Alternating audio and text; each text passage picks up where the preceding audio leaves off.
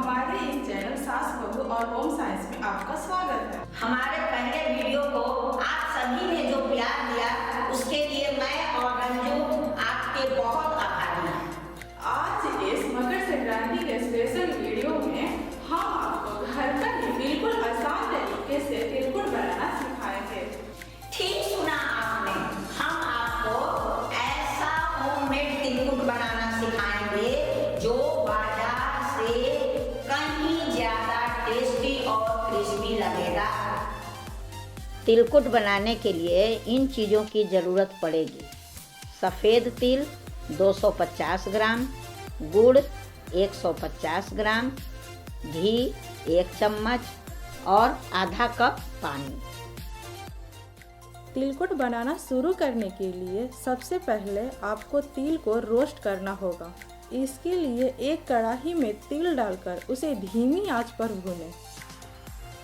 जब तिल चटकने लगे या उसका रंग हल्का गुलाबी हो जाए तो गैस बंद कर दें। इसके बाद तिल को एक थाली में पूरी तरह ठंडा होने दें। गर्म तिल पीसने पर वह चिपचिपा हो जाता है, इसलिए तिल के बिल्कुल ठंडा होने तक इंतजार करें।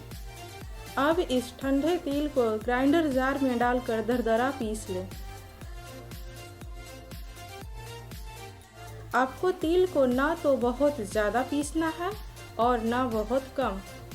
तिल पीसने के बाद आपको गुड़ की चाशनी या शीरा तैयार करना होगा। इसके लिए कढ़ाई में 1 चम्मच घी डालकर उसे गर्म कर लें और फिर उसमें गुड़ डालें। घी डालने से तिलकुट का टेस्ट बढ़ जाता है।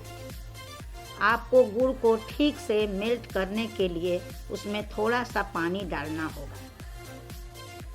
जब गुड़ पूरी तरह मेल्ट हो जाए तो उसे बीच बीच में स्पैचुला से चलाते हुए थोड़ी देर और पकाएं। थोड़ी देर बाद आपको गुड़ के रंग में बदलाव दिखने लगेगा। ऐसा होने पर एक कटोरी में पानी लेकर उसमें गुड़ की चाशनी की कुछ बूंदें इस तरह से डालें। अगर गुड़ हार्ड होकर टूटने लगे तो इसका मतलब है कि चाशनी तैयार हो चुकी है। यहाँ पर चाशनी में 1 चुटकी बेकिंग सोडा भी ऐड किया जा सकता है। बेकिंग सोडा ऐड करने से ज़्यादा क्रिस्पी तिलकुट तैयार होता है। अब चाशनी में पीसी हुई तिल डालकर उसे अच्छी तरह से मिलाएं। फ्लेवर के लिए दूसरी चीज़ें जैसे कि इलायची या सौंफ पीसकर भी डाली जा सकती हैं।